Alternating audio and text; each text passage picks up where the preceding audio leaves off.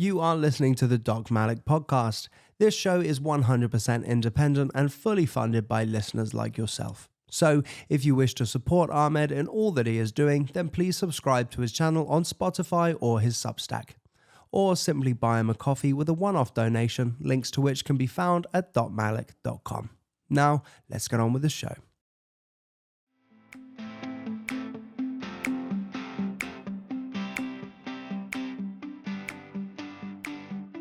Oh, here we go. Andy. Oh my goodness. Finally. Well, I have to apologize on air publicly. I have to apologize because I messed around and I put the wrong time in the calendar and I stood you up, and I'm so sorry about that. I'm very sorry. Okay. Not at all. Here we are. Here we are. And in some respects, I'm kind of in awe that I'm actually speaking to Andrew Wakefield, and also slightly terrified. So let me just tell you a little background. Something very important happened in 1998. A couple of things, actually. One of which you know about, one of which you don't have a clue about what I'm talking about. And let me explain. In 1998, I graduated from Glasgow University Medical School. It was a very busy year for me.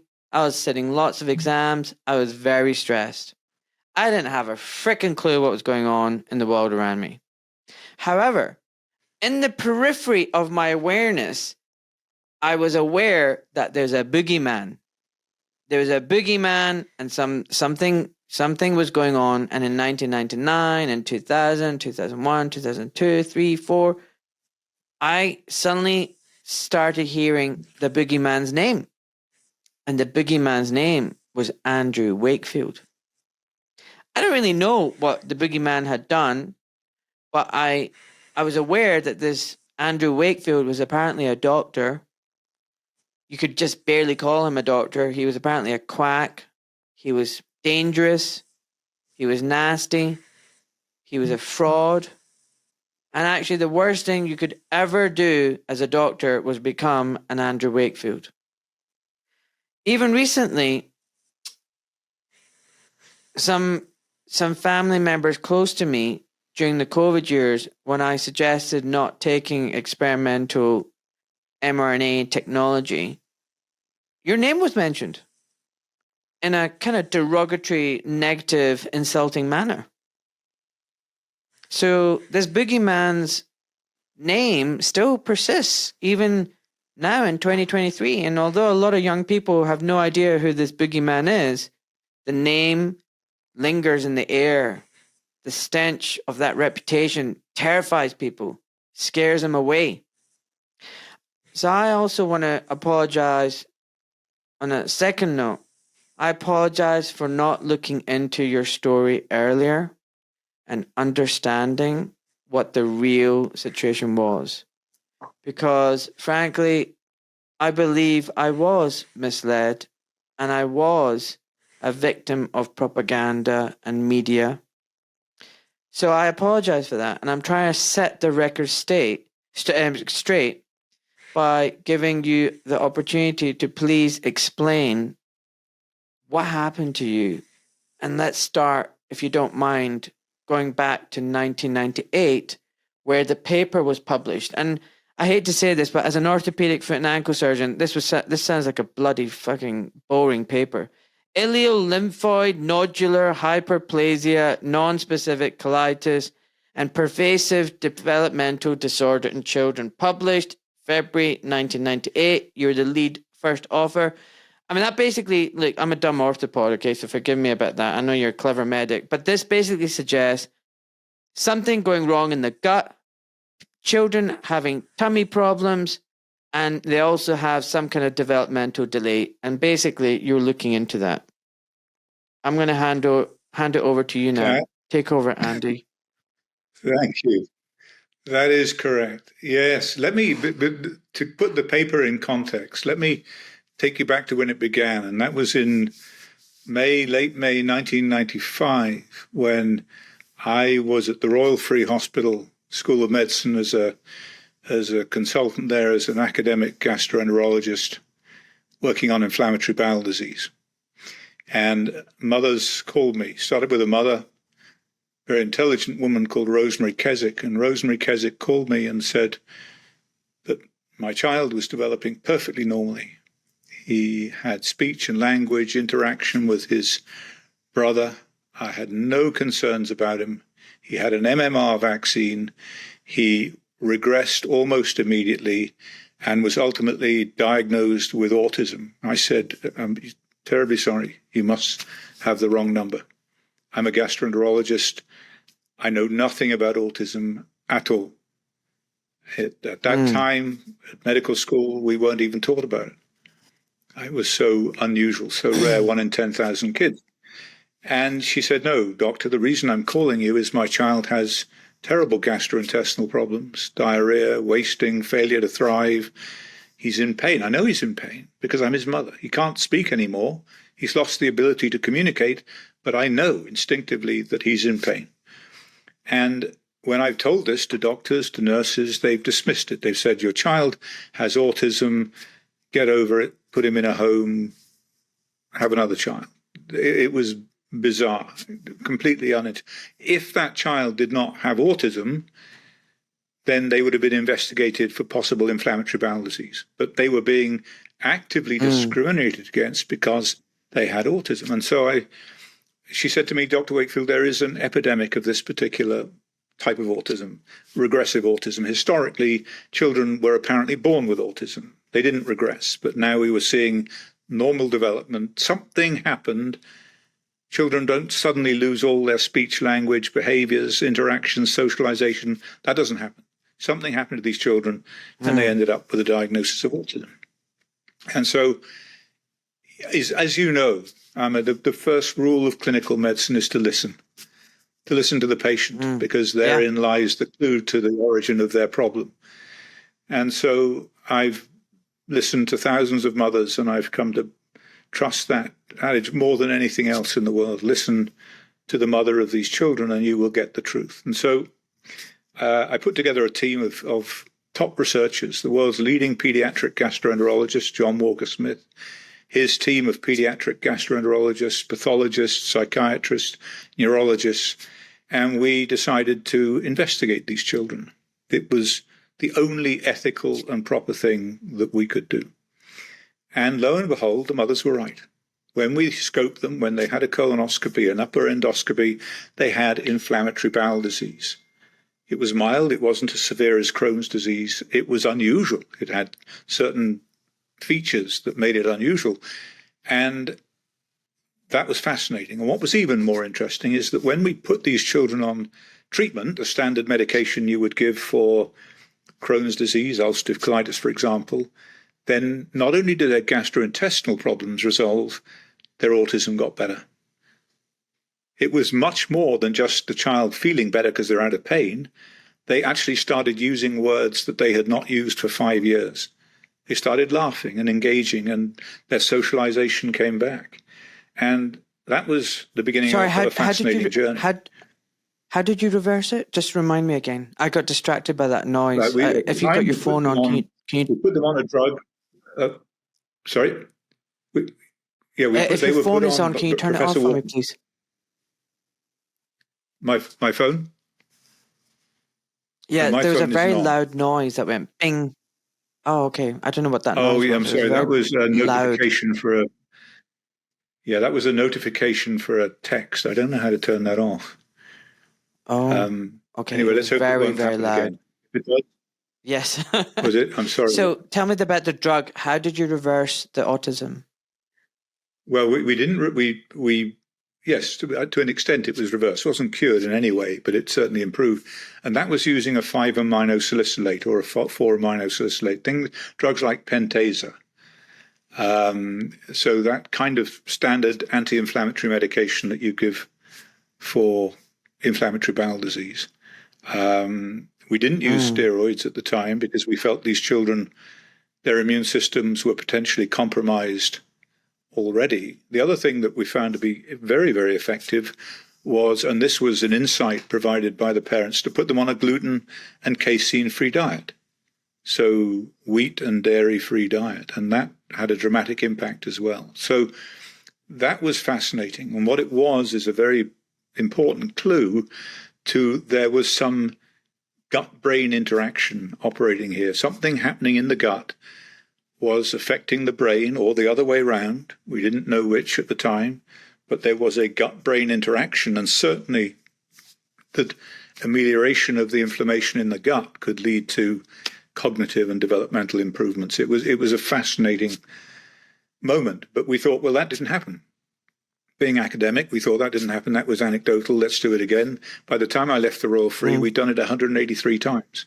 183 children, it had happened virtually every time. So it was far more than anecdote. It was a very, very, very important insight. And so when it came to the question of the vaccine, I felt very strongly that we had an absolute moral and professional obligation to investigate the parents' story. They weren't anti-vaccine. They'd taken their children to be vaccinated.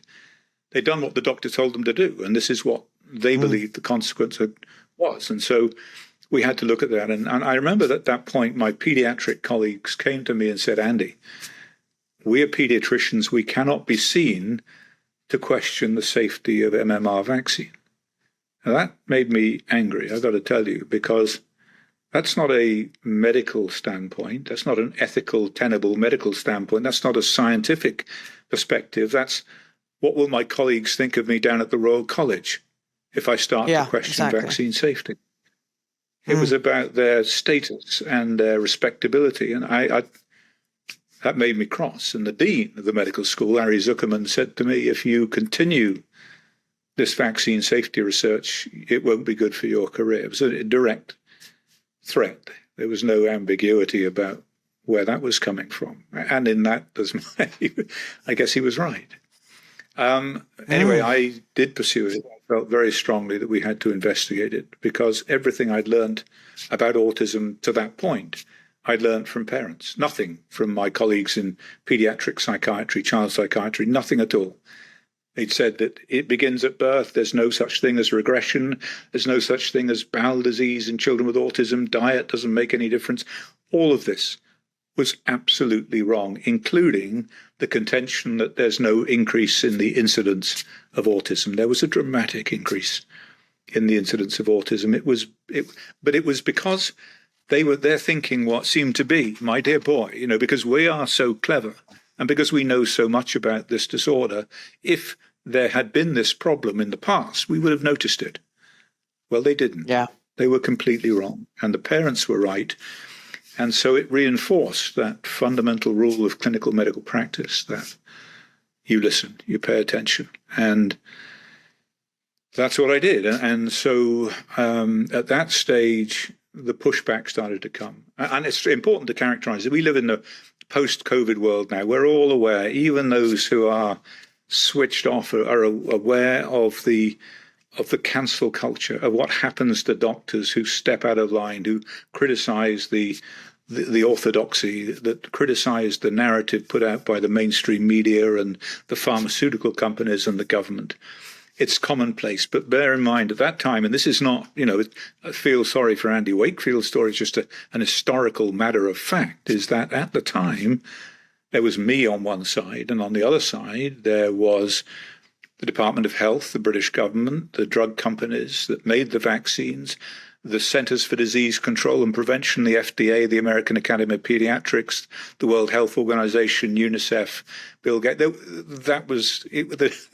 The dice were loaded from the start. But being a surgeon, I guess, I was just obstinate. I wasn't going to. I trained as a surgeon like you, and I was determined that I should see this through. And being told by the dean that it wouldn't be good for my career kind of made me redouble my efforts and probably foreshorten my career even more. So I then went to. I think David. So please. So I was going to say. Yeah, I was going to say. I think David had better odds against Goliath than you did. He did better than I did as well in some ways.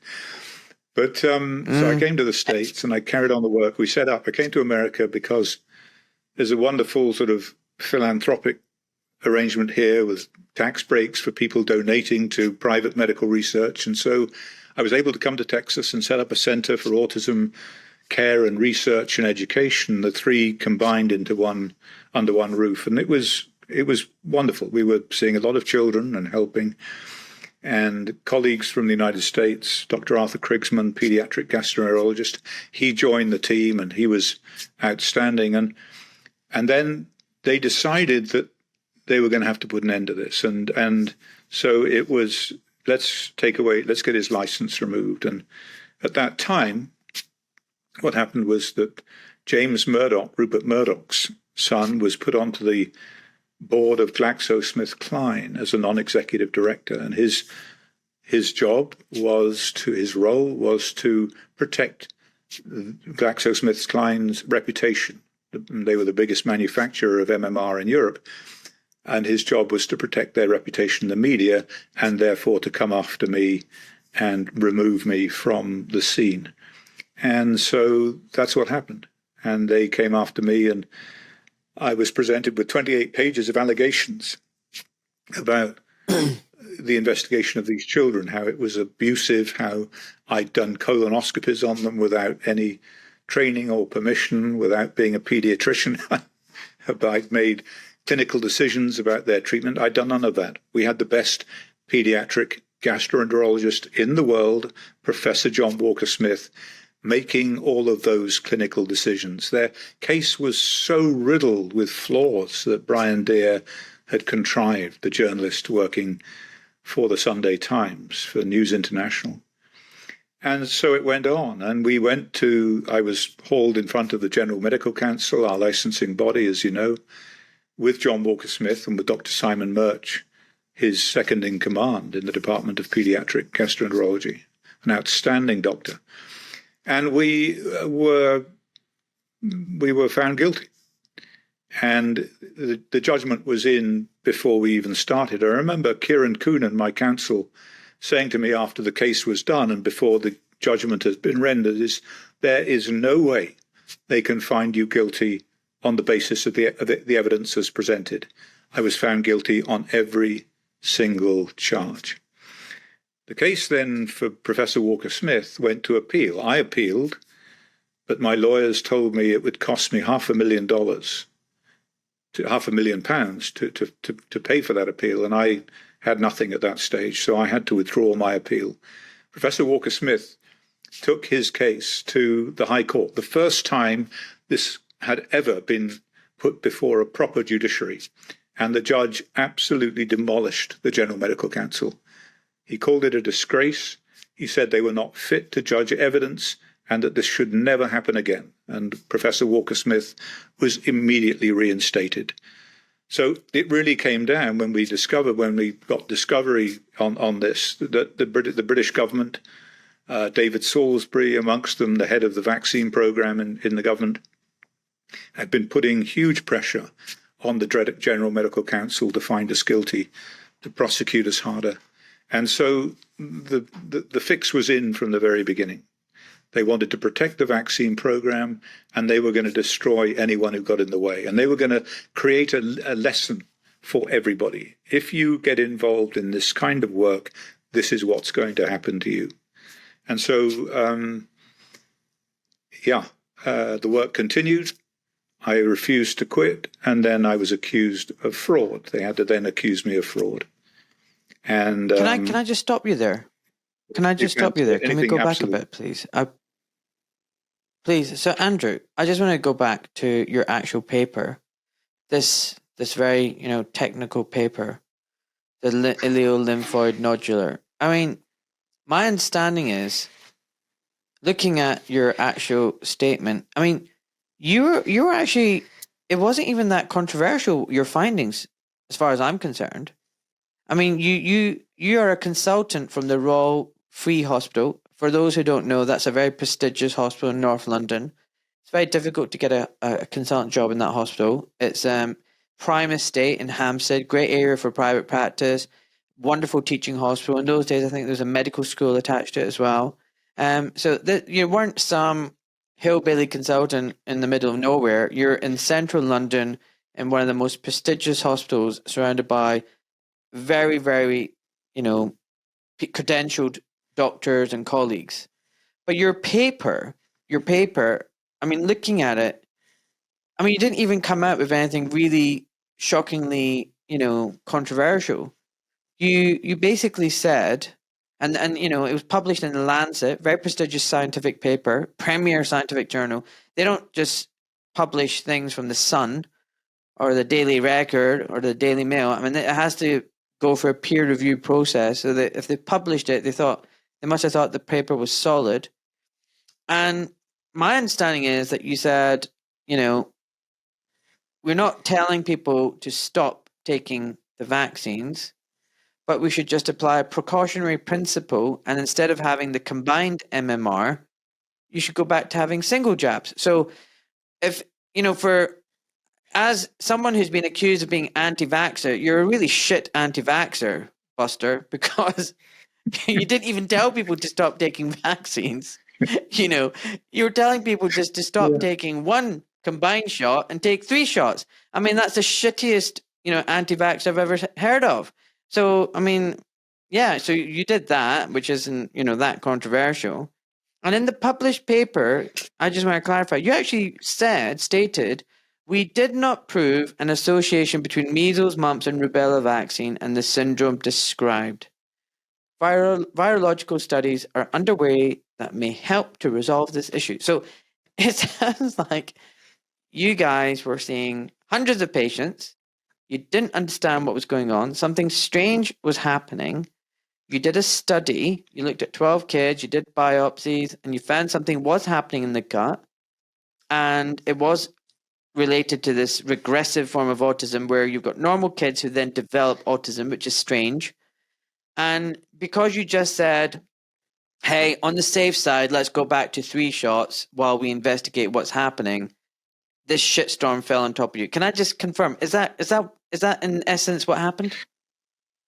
That's very close. The only thing is that in the paper, I didn't even make a recommendation on vaccination.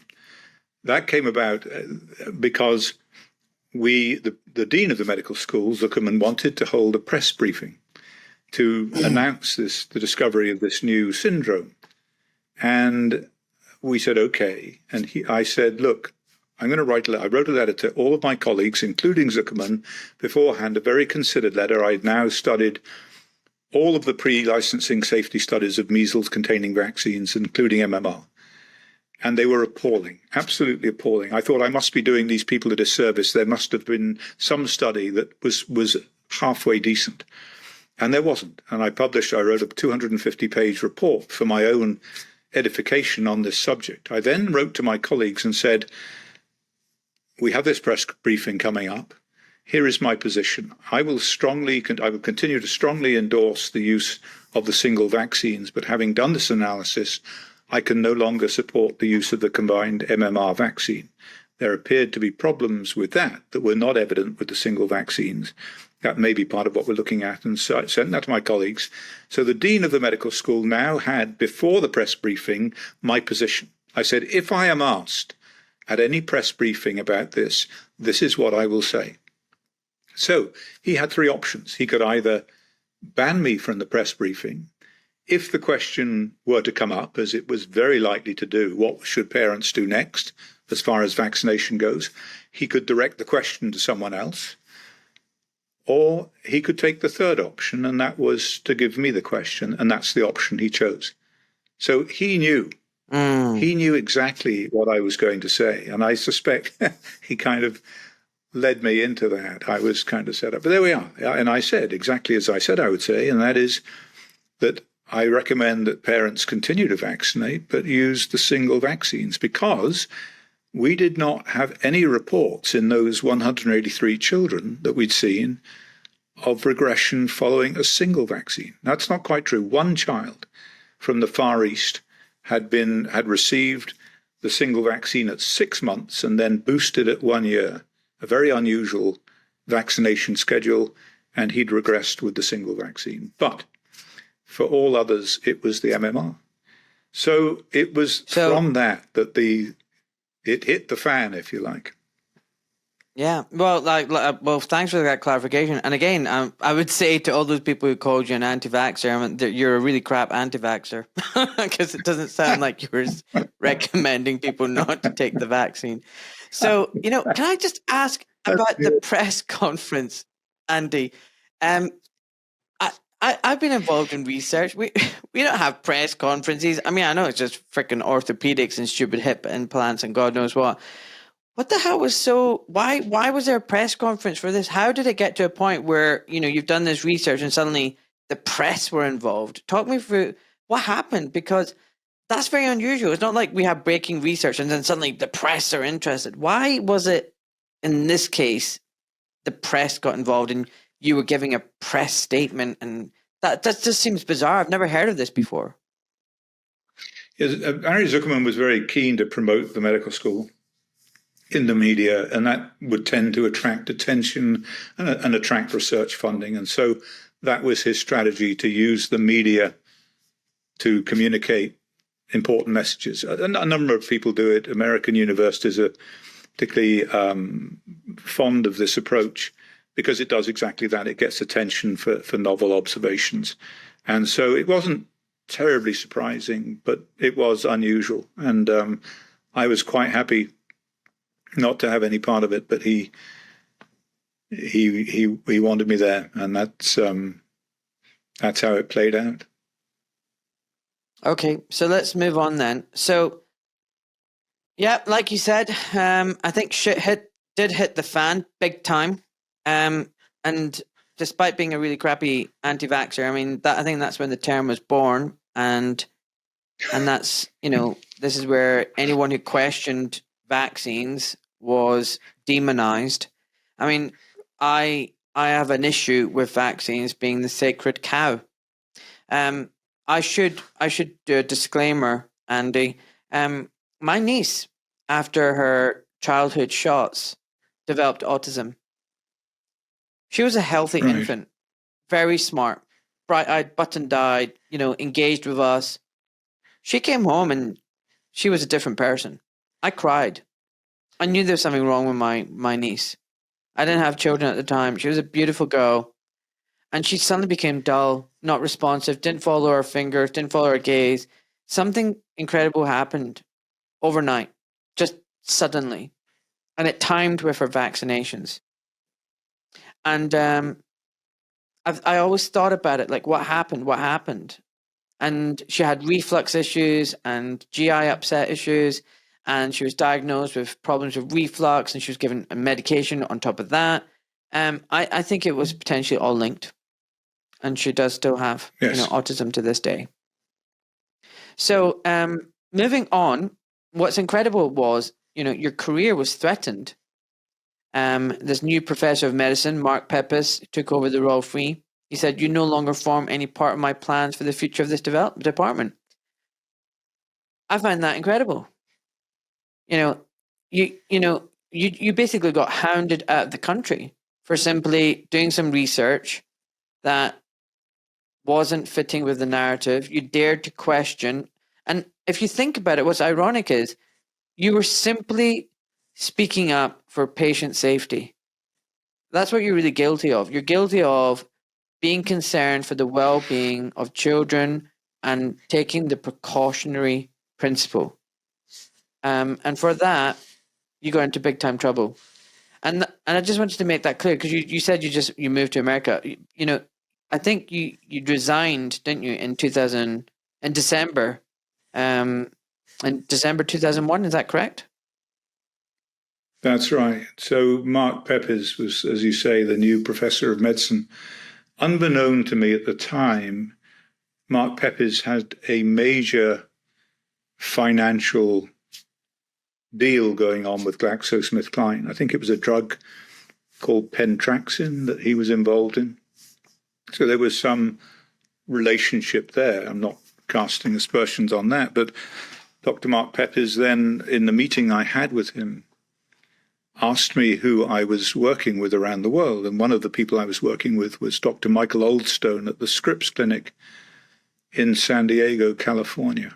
And we were doing a a very important study. And he contacted, I didn't know this at the time, I got discovery afterwards when we got to the GMC, that he contacted Dr. Oldstone and they entered into a bribe. And the story is that Dr. Oldstone was aware that Mark Pepper's mother was quite an accomplished artist, and there were two nudes, two drawings that he coveted. And so to destroy the collaboration, to destroy the science that we were conducting, a deal was done that if Michael Oldstone was going to do that, he would have these two pictures as his reward. And that's exactly what happened. In the final email of this chain, when the research had been destroyed, he wrote to Michael Oldstone in California and said, "Dear Michael, when are you coming to London? Your two pictures await you." And that was an extraordinary story of just how appallingly badly academic physicians, how doctors, scientists can behave when there is a conflict of interest.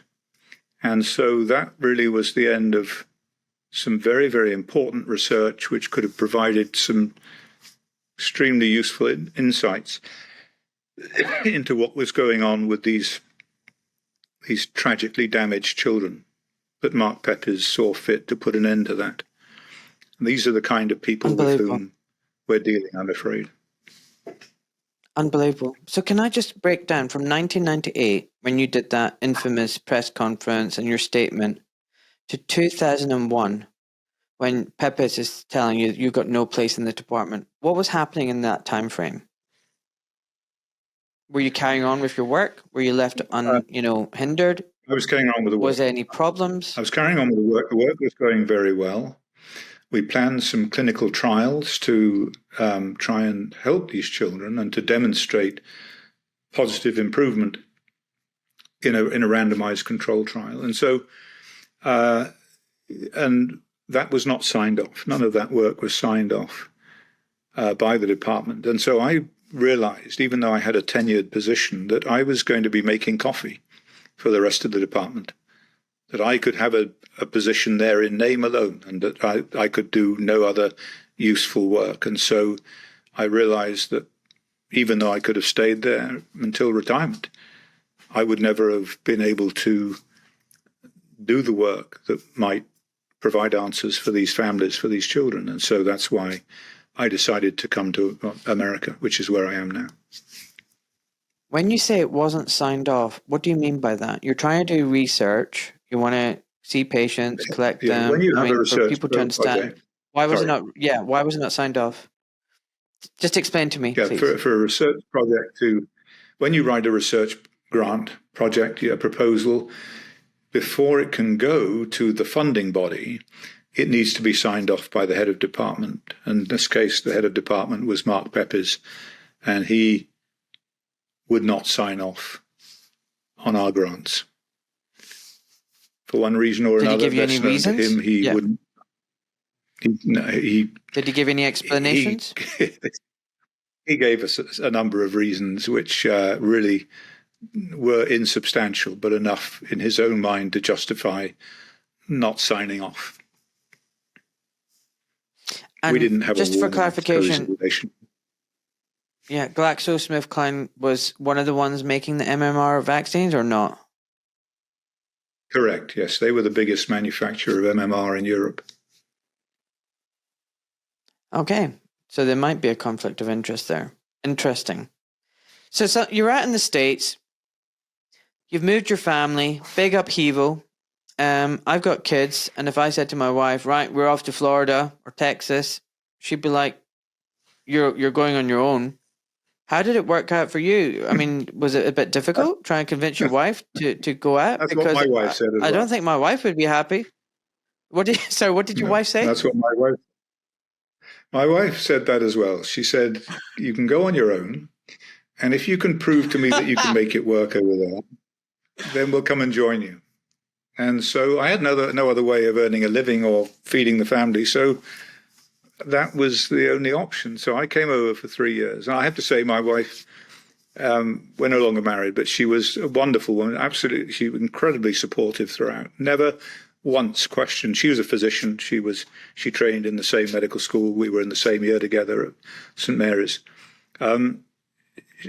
Extremely supportive throughout. So yes, the family 3 years later came over, and we all, we lived in Texas.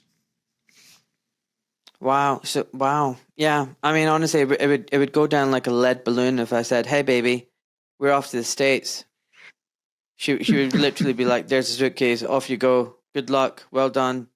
And I love her to bits. I love her, and like you, she's an orthopedic surgeon, and I imagine if I was going through shit, it would really affect her, and it would be difficult, working in the NHS, people's reputations, it's hard. So moving back, I just want to ask a few more questions, just digress. Sorry, it's just my style. I mean, look, you come across as a typical Englishman, an English gentleman, nice and tall and handsome, still got great hair. Are you a bit of a toff? Do you have a signet ring? Do you have a rich background, wealthy background, or what's your background? Because you said you didn't have much money, no other way of earning. My parents, I had no other way of earning. But I would have, now I'm a filmmaker, so I found another way. But my parents were both doctors. My grandparents my grandfather was a doctor. My great-grandfather was a doctor. My aunts, uncles, my cousins were doctors. My brother's a doctor. And we all trained at the same medical school. We all trained at St. Mary's Hospital in London. Those 6 generations. So I had a great upbringing. I had a great family, wonderful people. Typical medical student, playing rugby, chasing nurses, drinking beer, usual, and then working hard at the death to pass exams. Usual story. Nothing unusual there. It sounds lovely. And in the 1980s and 90s, if I heard that, I would have been like, oh, wow, that's amazing history and family, of medicine, and, it's wonderful. Now, I'm afraid that just stinks of white privilege. Anyway, these are the times that we live in now that, you get just damned for everything. But that's nice. It just, grandparents, parents, and yourself. It sounds like medicine was running through your blood. That's lovely. Okay, so let's move on. You're out in the States, you're doing your research, and suddenly they just won't leave you alone.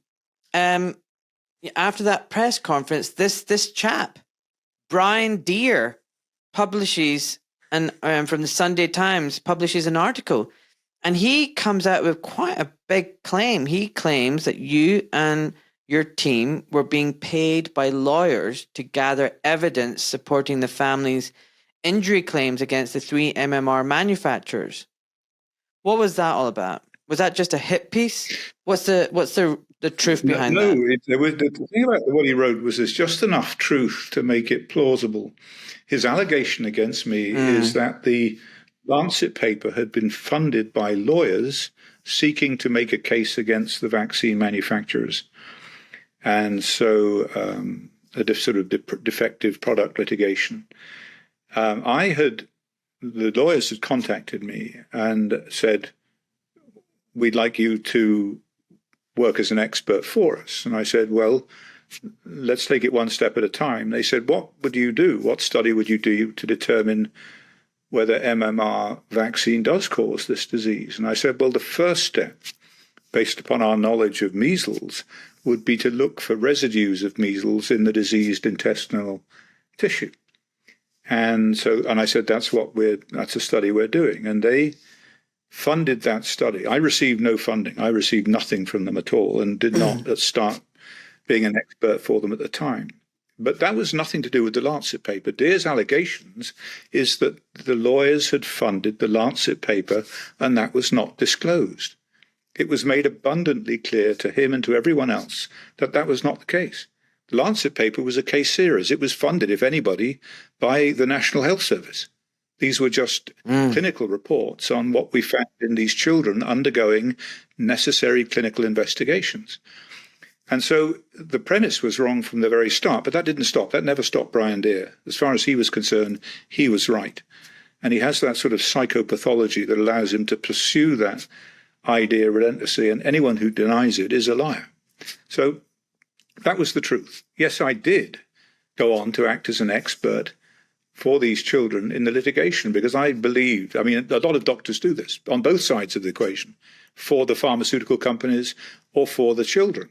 Yes. In many, many litigation cases that go ahead, I felt I had an obligation as one of the few people who were prepared to stand up for these children to represent their case in litigation because they deserved compensation.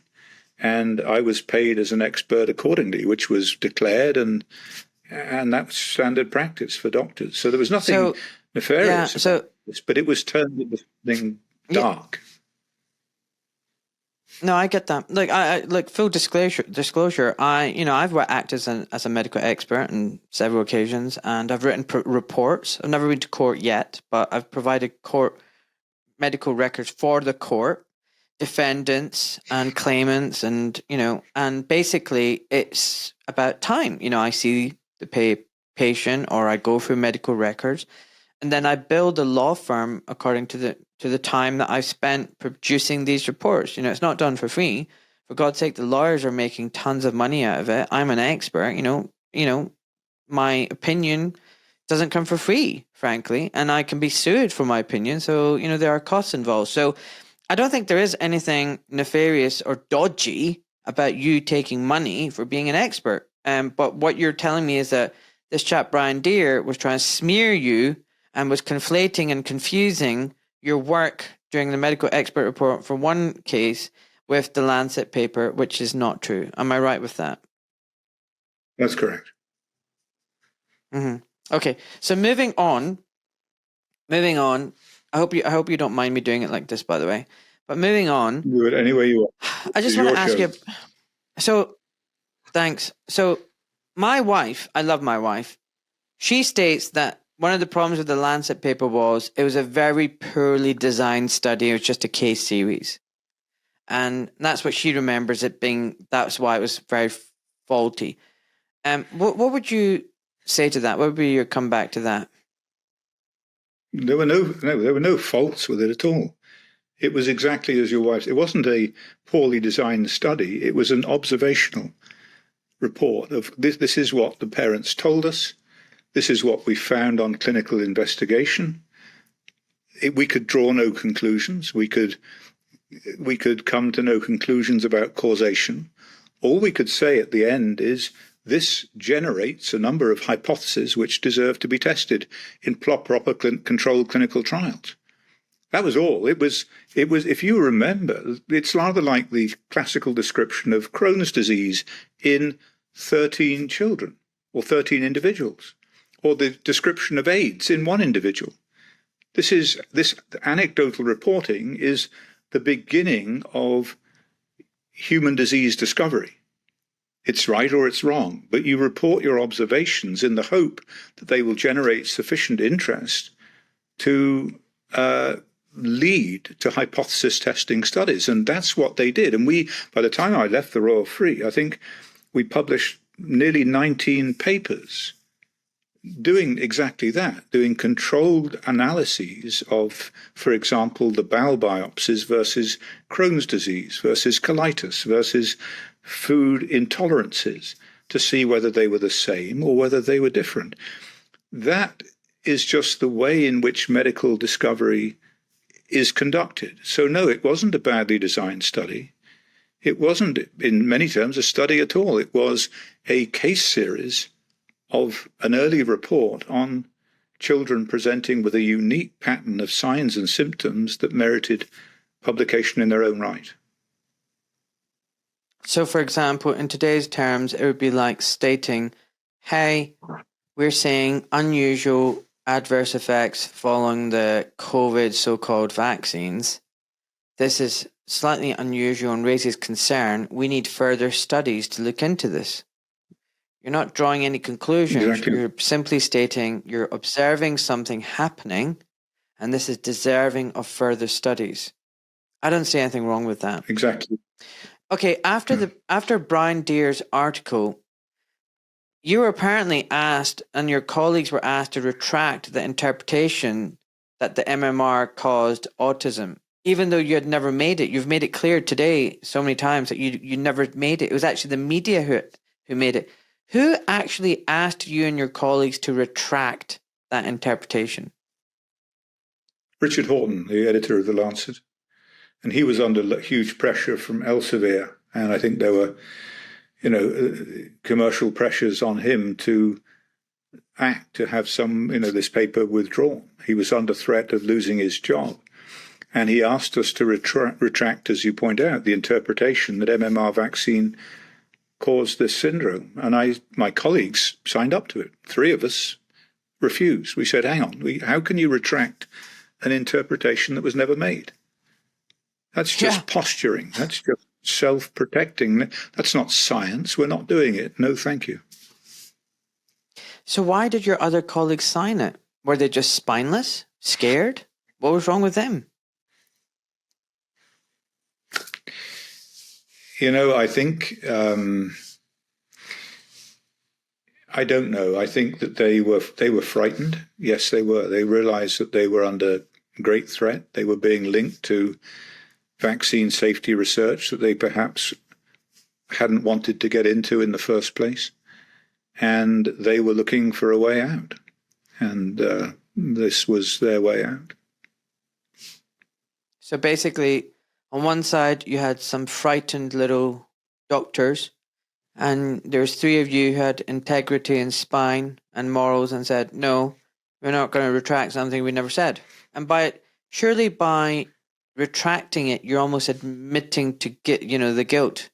You're admitting to something you never even did. It's like saying, I'm sorry, I murdered someone when you didn't even murder them. And my colleagues were very, to their credit, to their enormous credit, they brought a huge level of expertise and integrity to discovering this disease process.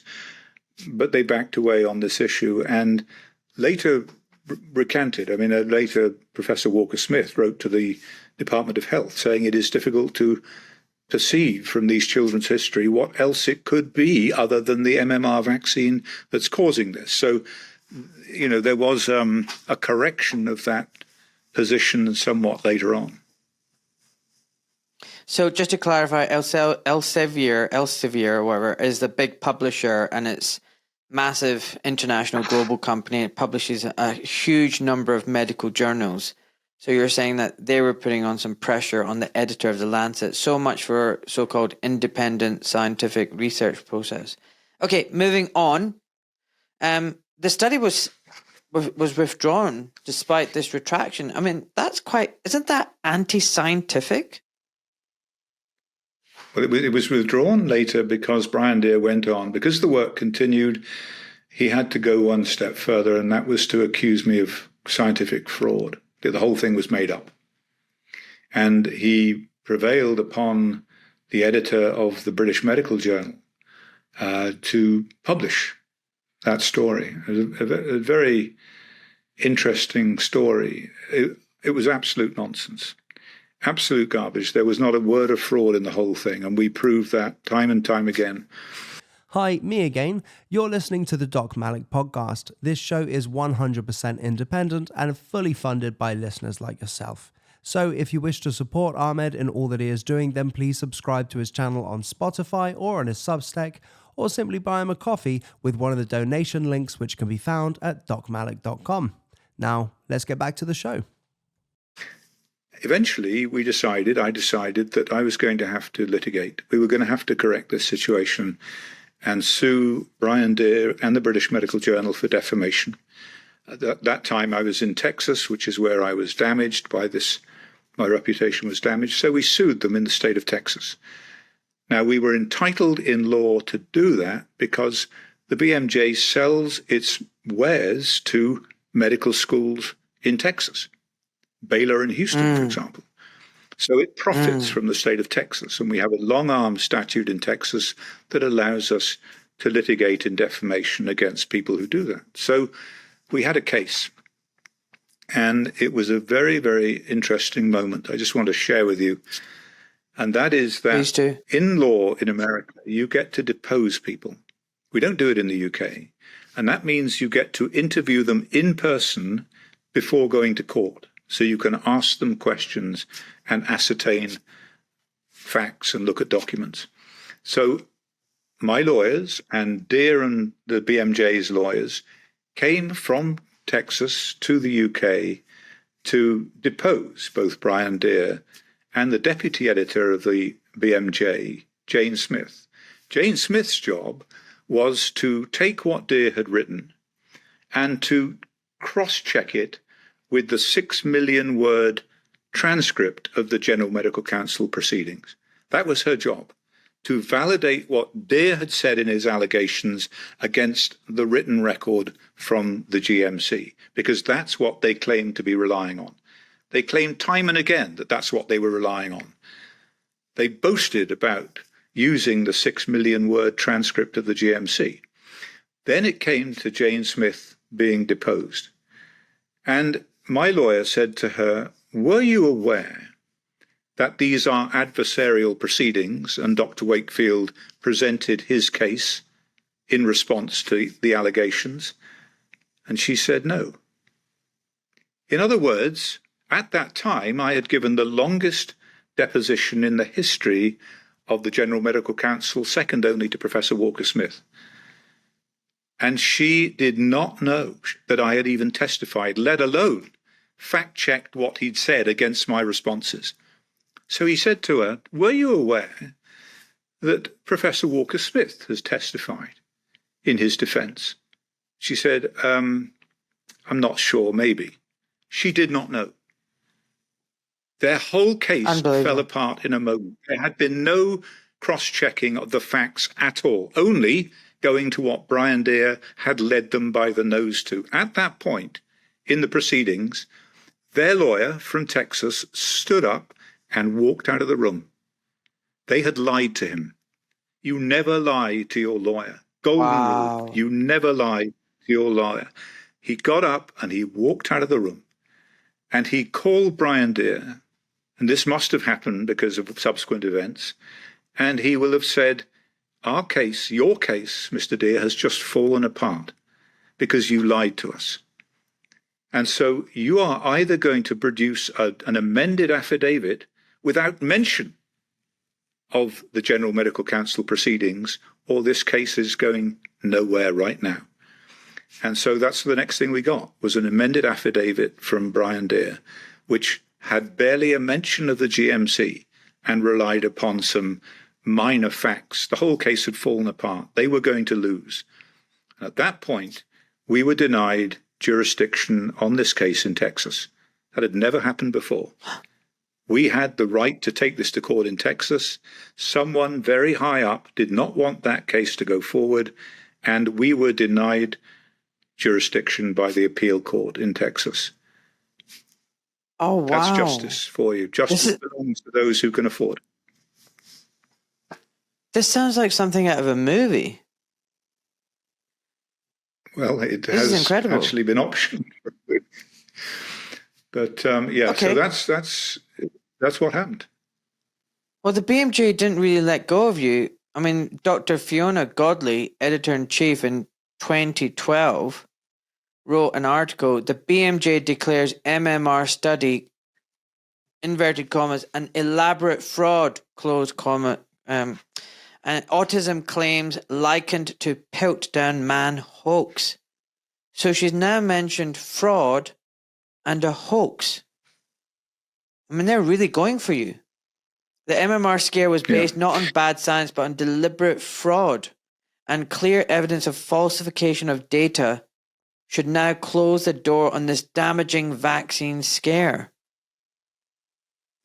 I mean, the only people who were guilty it's of incredible. fraud were Brian Deere and the British Medical Journal. And I'll tell you one more thing, and I'll seek your opinion on this.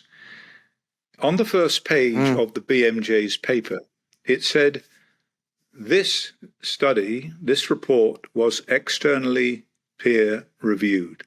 Now, as a physician, what do you take that to mean? What do you infer from that when you read this study has been externally peer reviewed?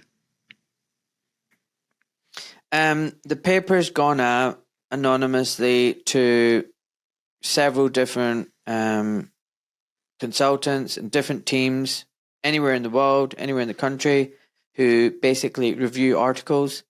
And it's been scrutinized by at least 2-3 different consultants who've either said this paper is sound, or they've gone back with revisions, or they've rejected it.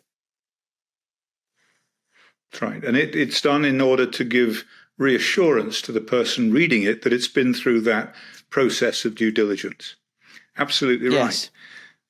Right. BMJ's paper had never been externally peer reviewed. It was reviewed internally by one of their staff, and that was it. That was it. So who is guilty of fraud here? Who is guilty of lying to the medical profession, to the scientific profession, to all those who read the BMJ? Who is guilty? The person who's guilty is Fiona Godley. If she wants to sue me, God bless her, let her do it. I need to get her on the podcast, but I've got a feeling she won't come on. Anyway, let's move on. So now the GMC have received a complaint from your best friend, Brian Deere. And not from any parent, not from any patient, but Brian Deere. And in 2007, hearings begin. And for 3 years, the GMC probes, and I believe they spent £1 million, the most expensive investigation to that date, or maybe even till since then. And they're really wanting to go for you and yourself, Walker Smith, and another co-author, Dr. Simon Murch. You're called in front of the GMC and you gave evidence over 7 months. That must have been incredibly stressful. What was it like? Because I don't know if you know, there's a lot right now going on about the GMC, and especially amongst minority doctors, and how, I mean, I think the BMA actually, believe it or not, how ironic, the BMA voted 2nd year in a row a vote of no confidence in the GMC, because the disciplinary procedures are so painful, so long, so protracted, so vague, they're not forthcoming. And it's so stressful, and the language they use and the letters, that basically there's been an incredible number of suicides amongst doctors who, they're not even guilty, just because they're being dragged through the muck, have ended up taking their life. I mean, what was it like for you at that time? I mean, what was the fact that you're out in Texas made you a little bit more immune to it? Or talk me through what was happening in your head. It was a very dark time. It was, when I approached the GMC for the first time, there were hundreds of media there, and you were all over every newspaper, every news outlet.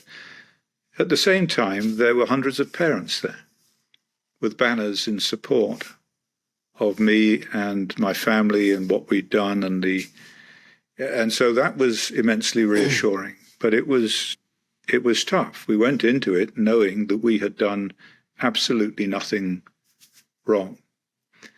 We had no idea at that time what the outcome might be, but we, of course, hoped for justice. It was, under cross-examination or examination going in every day.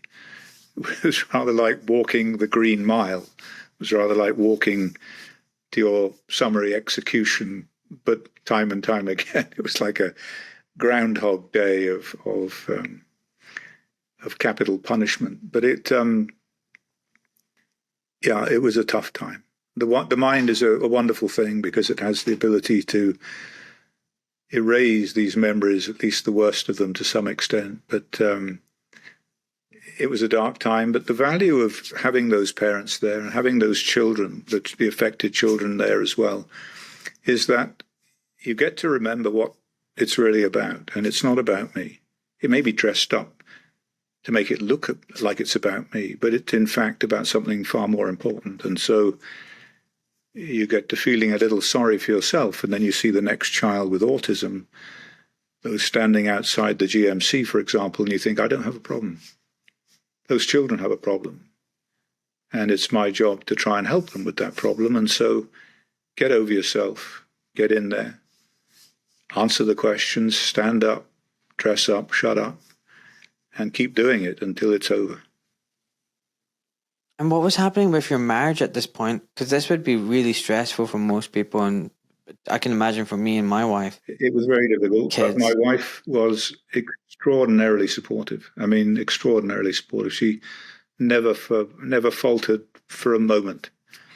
And because she knew it was true, and because she'd seen these children, they'd come to stay with us when they came to America to be investigated from England, and she knew, she just knew. She dealt with it for a very long time. So inevitably, it took a toll on our marriage, just because I think I became probably almost impossible to live with, and because it was obsessional. It was just the sheer volume of paperwork you needed to do to assimilate the evidence, to go through the evidence. You know, you got up at sunrise every morning and you just worked through it. It was mind-numbing, but it was, it was important to prevail and to be seen to survive it, because there's an obligation to my colleagues as well to show that there is, not only can you get through this, but there is life after this. And so now as I say, I'm a filmmaker. I love making films, and I make films about this issue precisely because it's a way of getting the truth out to millions of people. Wow. So back to that JMC after the hearing, Walker Smith, unblemished career. He was struck off. I mean, he was about to retire, so I guess he might have said, who cares?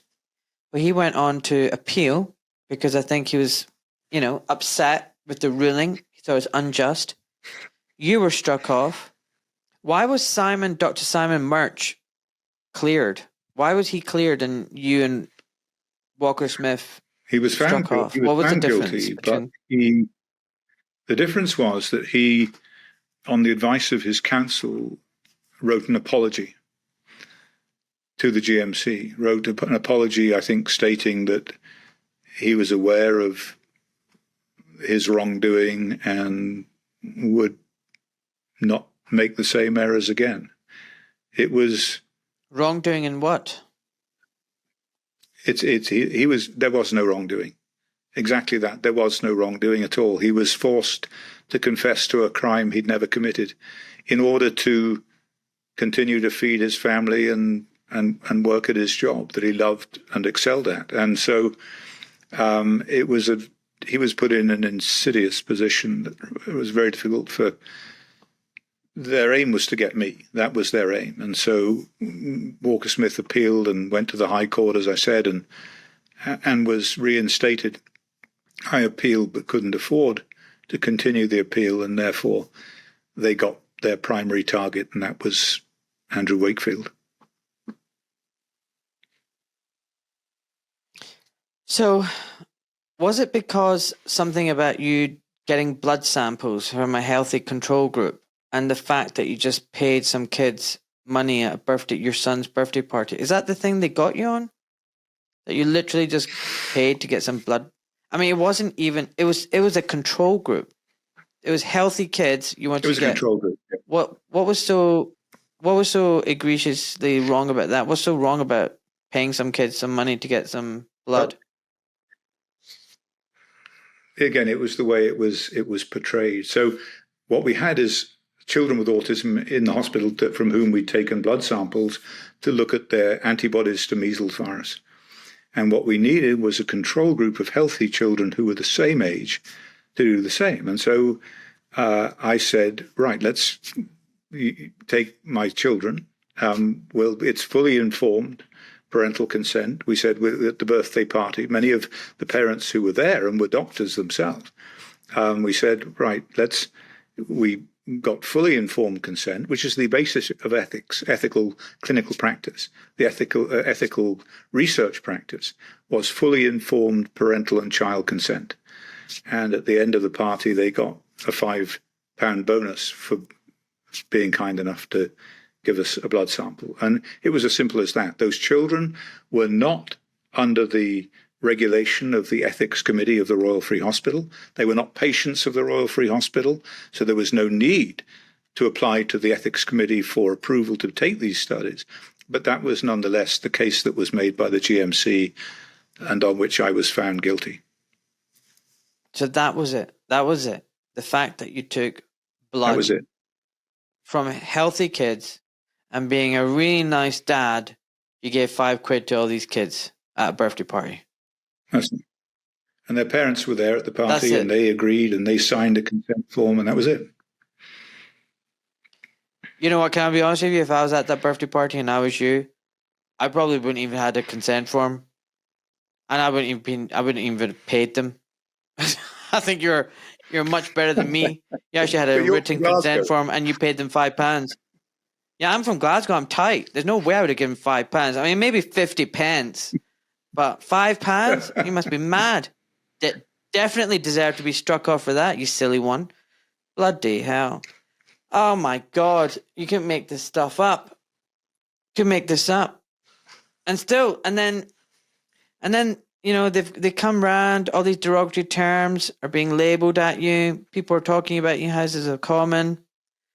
Your callous disregard, your scientific fraud, your misinformation, you're cancelled. Basically, in summary, for saying, hey, I'm seeing hundreds of patients, concerned parents come up to me with GI problems and regressive, strange autism, like features. We need to investigate this. We've done a case series. There's something odd going on. Maybe we need to look into this. Bang, you're into trouble for that. 2, you got some blood from some healthy kids, and being a muppet, you give them all £5 each. Generous idiot that you are. It would have been much better if you were from Glasgow. You would never have made that mistake. You even got a consent form, but you did that. So now you're fraud. You bad man. And then, what was the other one? You did some medical legal expert work, totally different case, everything. And you took some money for your time and effort, and you're accused of using that to fund the Lancet paper. And so you're fraud and you're quack and you're dangerous boogeyman. Am I right? Is this it? I think that probably sums it up in a nutshell.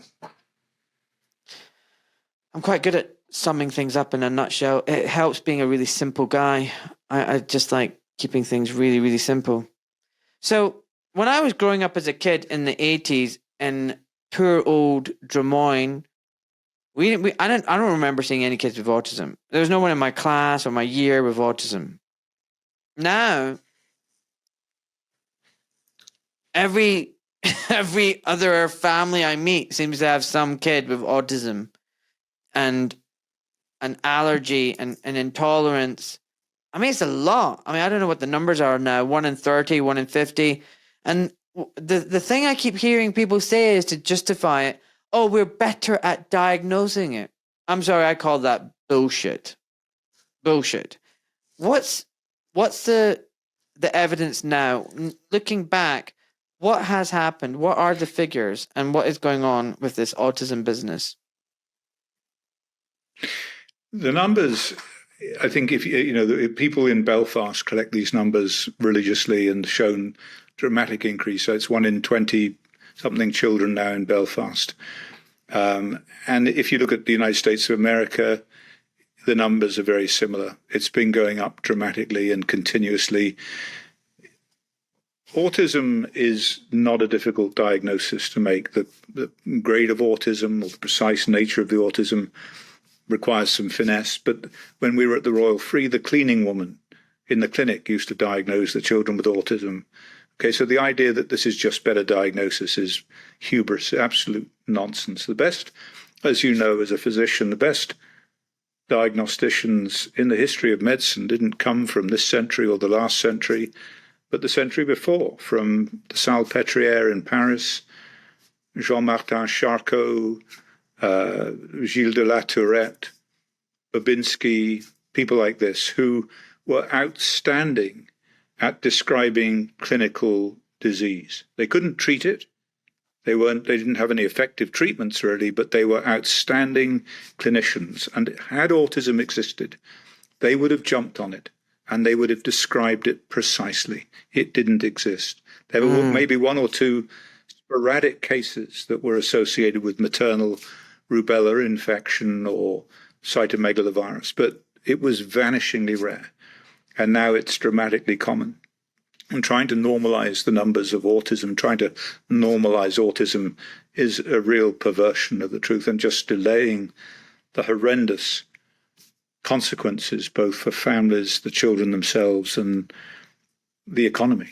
It's a massively expensive problem to deal with. So, yeah, I feel like we're just gaslighting parents. We're just gaslighting them, and there's nothing to see here. So nothing to see. I want to ask you a few questions, if you don't mind. Sure. Yeah, everything to see.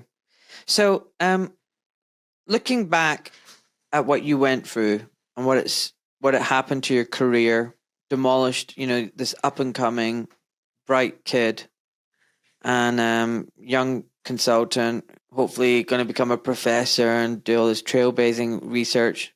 And now you're in Texas. Well, that's a pretty cool state, to be honest. Barbecues and whatnot. I mean, it's not a bad place to hang out.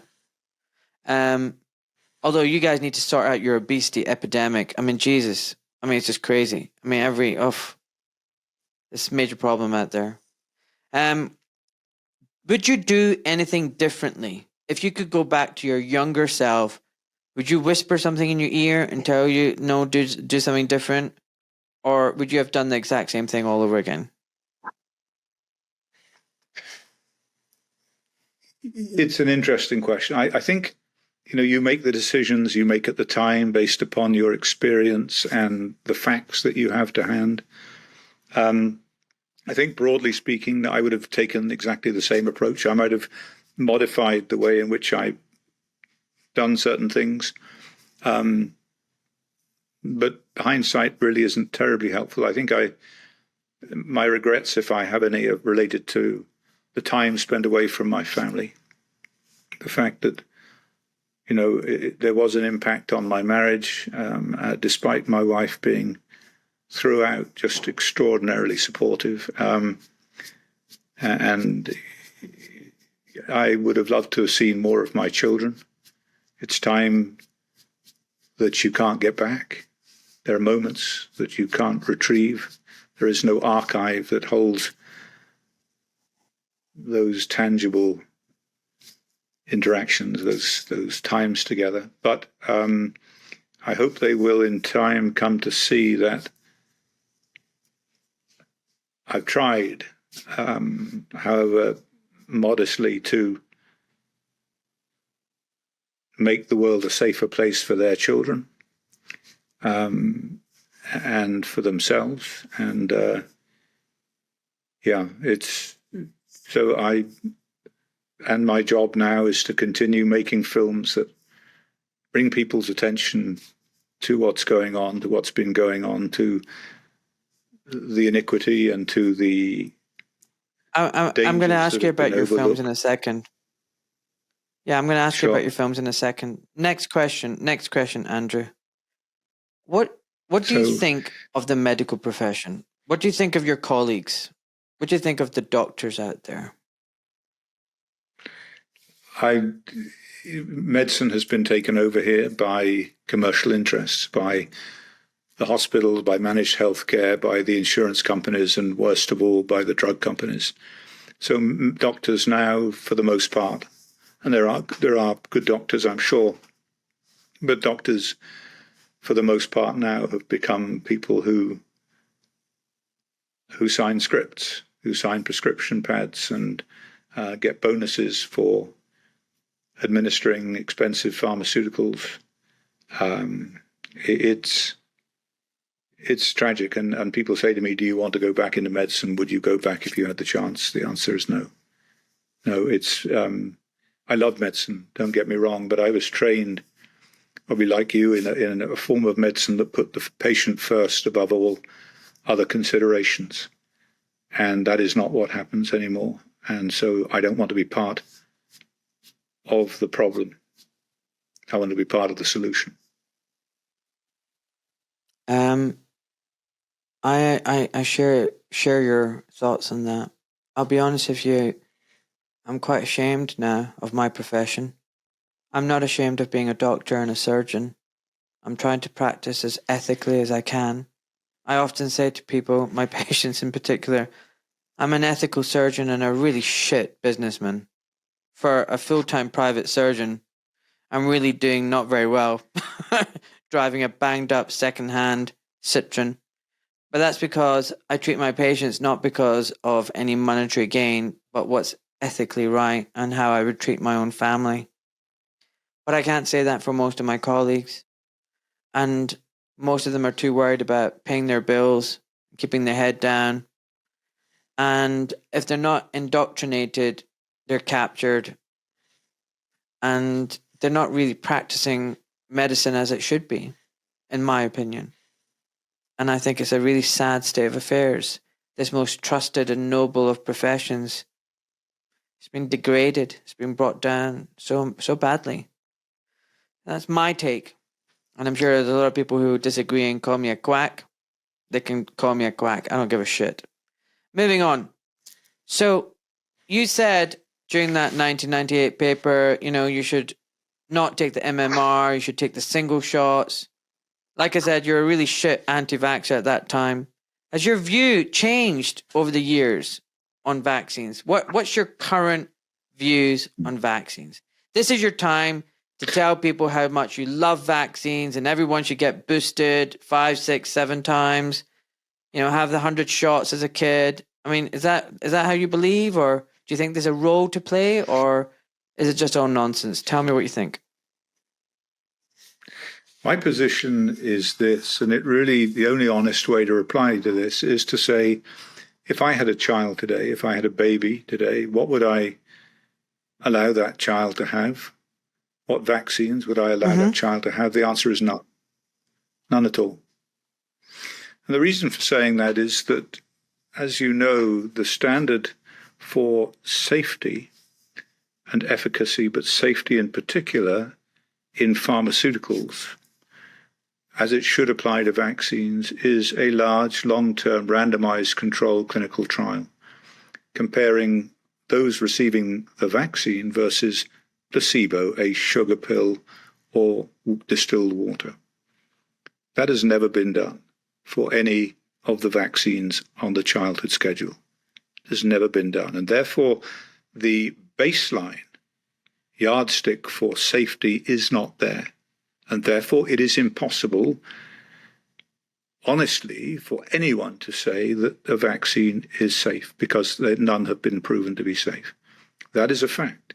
And so there is my position, that in the absence of those safety data, they do not exist, then I could not recommend for a child of mine, a baby of mine, to receive any of these vaccines.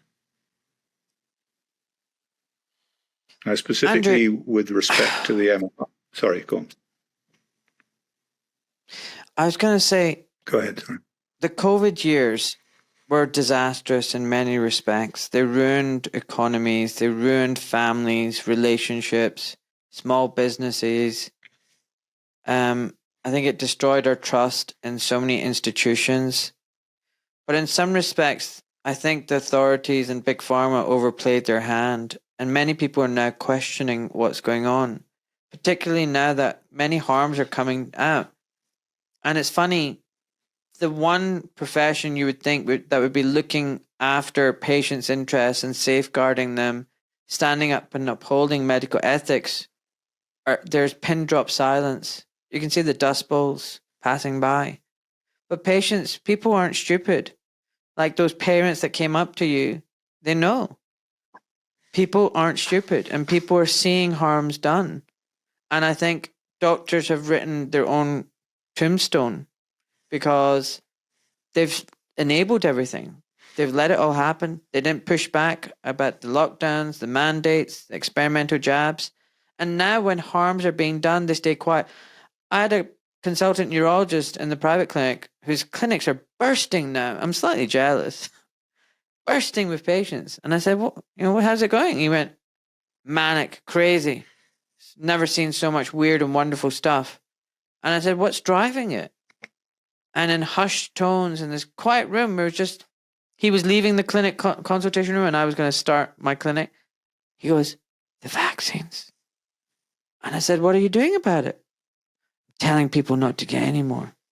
I went, apart from that, nothing. Are you not going to say anything? Are you not going to highlight this patient safety issue?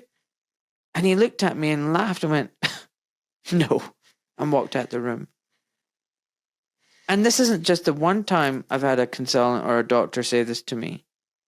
They're all just quietly ignoring it or refusing to accept that what we're seeing is because of these jabs. In some respects, you are a trailblazer. You were way ahead of your time, Andrew. You're way ahead of your time, and I believe you were deliberately targeted and made as a scapegoat. Because if you look at the Soviet era, they had these trials, show trials. These show trials had nothing to do with punishing the person. They had already decided the fate of that person. They were going to punish him. They deliberately made it public, a show trial, as a warning to everyone else that if you are a dissident, this is what happens. You get fucked. Big time. And I think you were the show trial. In our communist era, the West is now, we're no different. We're all commies now. You were the ultimate show trial, and doctors were made, you were made an example to warn doctors never ever question the sacred cow that is the vaccine. Laugh at Andrew Wakefield, mock him, degrade him. You're morally superior if you hold him in contempt. The more you hold him in contempt, the more virtuous and better you are as a doctor. When I say all this, what do you think? I think your analysis is absolutely right. I think that, but I also think the point you made about COVID is extremely important. It was the worst mistake they ever made. They overplayed their hand in the biggest way. It became too big to fail. And there are three elements to this. One is that it was a lab-made virus generated from gain-of-function work with Peter Daszak and his colleagues in China messing with nature in a way they should never have done. And it reminds me of Jurassic Park. This is the brilliance of Michael Crichton, is that Jurassic Park was the first example of gain-of-function before it ever had a name.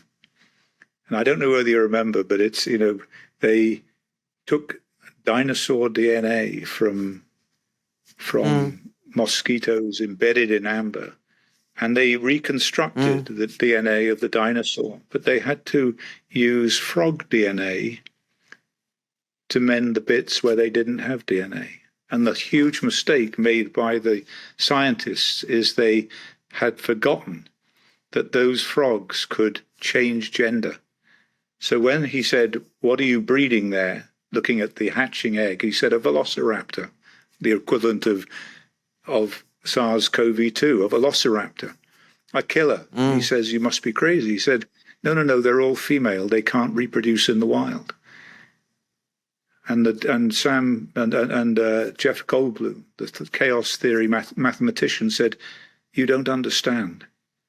Life finds a way. And that's exactly what happened with this, that they created this monster and life found a way. And the biggest mistake, the gain of function in Jurassic Park, was encoding that, putting into the dinosaur DNA fragments a frog DNA that could change gender under the right circumstances. So those female dinosaurs that couldn't reproduce in the wild, some of them suddenly became male dinosaurs and unleashed hell on earth. Now, of course, getting a one-way ticket for a T-Rex to San Diego Zoo is pretty tricky, but viruses travel easily, thousands of miles in a day. So I think Crichton provides us with a fascinating example of what happens when you interfere with nature, when you assume dominion over the most extraordinarily powerful thing. And the second thing is that it was not only gain of function, but it was a lab escape. All of the evidence is now emerging to that effect. And thirdly is that they generated this new experimental shot, this RNA-based shot, at the same time as they generated the virus. Why? Because it was Daszak's stated belief that they needed to not only create the worst virus they could create, but get ahead of this inevitable pandemic by creating the vaccine at the same time. It wasn't a vaccine. Wow. It was a very, very dangerous experiment. And so the whole thing has gone horribly wrong for them. So I agree many in some, I agree in some respects. If you look at the fatality of COVID, and I'm not questioning that it exists. I'm not. It's no worse than a bad flu season, Andrew. I've had a lot of scientists come and sit down and pour through the data. This wasn't a humanity killing virus. It was a bad flu season. What caused the all-cause mortality was the human factors, the protocols that we put into place. If you look at Italy and northern Italy and New York, just cross the border, the state line, the fatality rates were very different. What, this virus doesn't recognize borders and state lines?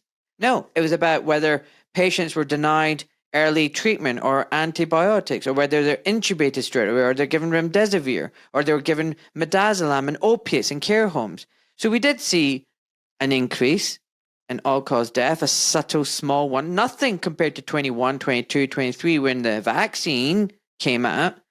So when it comes to whatever they produced, no, it wasn't that dangerous. It was a pandemic of fear. And it was a weaponization of fear and weaponizations of people's goodwill and people's trust in authority and government that led us to where we are. And this vaccine isn't a vaccine. It's an experimental bioweapon. And I'm not saying it's going to kill humanity. I'm just saying it's a joke. It doesn't work. It's never worked. They've been testing it for decades. It's never worked. But they're now using this failed platform to generate a whole host of drugs. You can make this up. I mean, if you're a quack doctor, what the hell does that make them? Genocidal maniacs. Anyway, moving on, you're doing filmmaking now. You've left medicine behind you. I don't blame you, to be honest. Although I still love my job fixing delayed Achilles tendon ruptures and broken ankles. I'll still try and do this as long as possible. By the way, I've been referred to the GMC recently. My medical director referred me because I posted something on Twitter saying, "Is Dylan Mulvaney a woman?" And I suggested this young Indian girl in a village in India identified as a Viking. Do you think that's possible? And someone who's on a mobility scooter identifies himself as a Ironman athlete. And I was just highlighting, you can identify as whatever you bloody well like, but it doesn't change the reality. But apparently, me putting up these tweets made me transphobic. So on the basis of 5 complaints, not from patients, but just online trolls, my medical director, without even arranging a local meeting or investigation or even a response from me, directly referred me to the GMC. That same medical director has been hounding me for my views on COVID for the past 6 months. We've been having an email spat backwards and forwards, one letter after another. So she doesn't like me, and I think she's just having a go at me. But this is what we're dealing with now. It's no different, and this is a climate we live in. This is freedom of speech in the UK and the US, where doctors can't even speak up for their patients, can't even give an opinion. We're neutered. We've had our balls cut out from us. We're just protocol-driven automatons. We just do as we're told. It's disgusting. And what I find incredible is that all my colleagues can't see this, or don't want to see this, and don't stand up to this. And most doctors, I think, are going to lose their jobs and be replaced by AI. I mean, they can do the job as well as a doctor over the phone. But anyway, you've left your career behind. Tell me about filmmaking. How's that working out for you? I love it. I've just made my 5th film, full-length narrative feature. Wow. pharmaceutical industry fraud, rather in the sort of vein of Erin Brockovich or The Insider, that kind of film. It was such fun. Before that, it's been documentaries or docudramas. Really, the film that led us to infamy was Vaxxed, which just exploded worldwide and told the story of CDC fraud in the setting of MMR vaccine and autism, proving that very likely the parents that we had seen all those years ago at the Royal Free were absolutely right, just as many parents have been right since, that the Lancet paper was right, and the CDC had to destroy the documents and change the evidence to commit real fraud. And we got these confessions from the man who did it himself. So then I made several other films. The latest was with Bobby Kennedy on infertility vaccines, and now a full-length narrative feature that will go on release probably in September worldwide. So watch out for that. It's called Protocol 7. It'll get me in even more trouble than I've been in before, if that's possible, but that's my life. As Nelson Mandela said, my life of a is honey trouble. badger. Not that I equate myself to the great Nelson Mandela. No, you definitely are a legend. So 2 things I want to ask you, and then we'll wrap up. And thank you so much for your time. It's time for a cup of tea. You've lived a long life. Yeah, you've lived a long life. Imagine yourself 128 years old. You're on your deathbed. You're quietly passing away. Your family's all around you. What advice would you give them? Health advice or any advice? What would you want to impart? What wisdom would you impart on them? Well, to the women among them, I would say that you must trust that innate knowledge of your children, that extraordinary inner wisdom that really is the reason for man's existence on this planet today. It's one of the most powerful forces in shaping our history, our evolutionary history, and it is been belittled by the medical profession. Doctors and the men and women in white coats have tried to usurp that power. It's not an intellectual power. It's not an analytic process. It's here. This is where it is. It's that small voice that tells you what is right and what is wrong. And I encountered so many parents, so many mothers who said, I knew there was something wrong. When I took him in for that shot, I just knew it was wrong and I couldn't do anything about it. Well, trust that voice, because it is extremely important, extremely powerful, and it will serve you well. And for the men among my children and grandchildren, my family, I would say trust that voice in the mothers of your children. You may not have that same innate wisdom, but trust that wisdom in the mothers of your children. Great. And what would you say to all the doctors out there listening?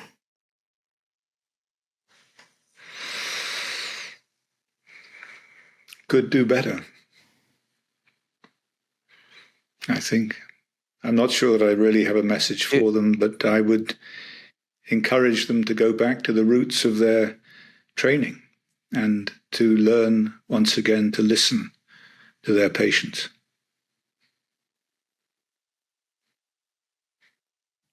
Andrew, I'm going to ask you to email me all your links so I can put it on my website and to the podcast. I'd like to say thank you so much. Forgive me if I've missed anything out or I got anything wrong. Forgive me for assuming things about you for a long time during my career. I was busy and distracted, but I've been wanting to have this conversation with you for a very, very long time, pre-COVID. I never thought I would have this opportunity to speak to you. I was just a lowly orthopod, and as low as you can get, down at the feet. It's been a real privilege and honor to speak to you, and thank you for sharing with me your story. Thank you very much, everybody. Oh, thank you so much. Bye-bye, everybody. My pleasure. Bye-bye.